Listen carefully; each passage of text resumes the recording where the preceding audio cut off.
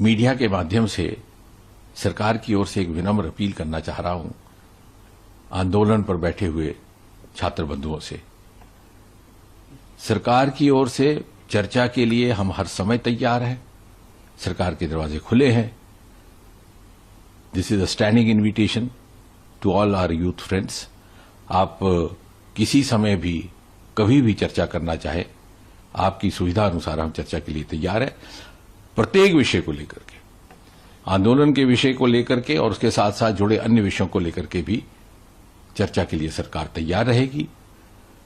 और जितना समय चर्चा के लिए लाजिम होगा उतना हम देने को भी तैयार हैं। We do not stand on prestige, we never stand on Prestige.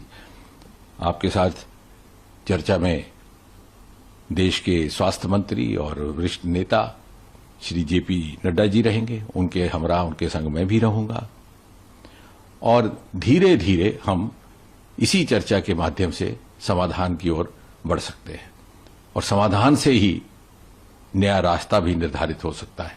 जहां भी आप कहें, चाहे आप रेजिडेंस पर कहें नड्डा जी की, तो वहां भी चर्चा हो सकती है। अगर आप कहें ऑफिस में, तो ऑफिस में भी हो सकती है। जैसे मैंने कहा, हमारे लिए ये कोई प्रतिष्ठा का विषय नहीं है। और श्रोताओं की जानकारी के लिए मैं यह भी कह दूं कि कल दोपहर से लेकर के आज दोपहर तक 4 मर्तबा हमारी ओर से औपचारिक तौर पर ऑफर जा चुका है, पेशकश जा चुकी है इन छात्र बंधुओं से, इनके प्रतिनिधियों से बातचीत करने के लिए, चर्चा करने के लिए। और प्रधानमंत्री श्री नरेंद्र मोदी जी स्वयं बहुत संवेदनशील है इस विषय को लेकर के। उन्होंने जैसे सुबह भी अपने कथन में कहा कि सर्वाधिक प्राथमिकता और इंपॉर्टेंस और महत्व देते हैं युवाओं के हितों को, और इसी से प्रेरित होकर के उन्होंने ये निर्णय लिया कि जितने भी पेपर लीक के जिम्मेवार दोषी लोग पाए जाएंगे उनको फास्ट ट्रैक के माध्यम से फैसला होगा, ताकि जल्दी निर्णय हो और एक निर्णायक कार्रवाई भी हो। And this is a part of the series of continuous steps being taken by the government for the safeguard of the welfare of the interest of the students. और इसलिए मैं एक बार पुनः बड़ी विनम्रता से आपसे अपील करता हूं कि आइए, बैठिए, चर्चा कीजिए और इस परिस्थिति का समाधान निकालने का हम एक ईमानदाराना प्रयास कोशिश करें। धन्यवाद। Media, it is my humble appeal to the students on agitation that the government is ready for talks whenever you want, at whichever hour of the day, and for as much length of time that you wish to. We are ready to discuss the issue on which the agitation has happened and all the other related issues as well, with an open mind. And the talks can be held at the residence of Shri Nadda, because the talks will be led by the Health Minister of India, the senior leader Shri Nadda ji, and of course I will be accompanying him. The talks could be held at Shri Nadda ji's residence or at an office, whichever of the two you wish to, because you appreciate as much as I do that without talks, without dialogue, we cannot find a solution, and without a solution we would not be able to lay down the further roadmap.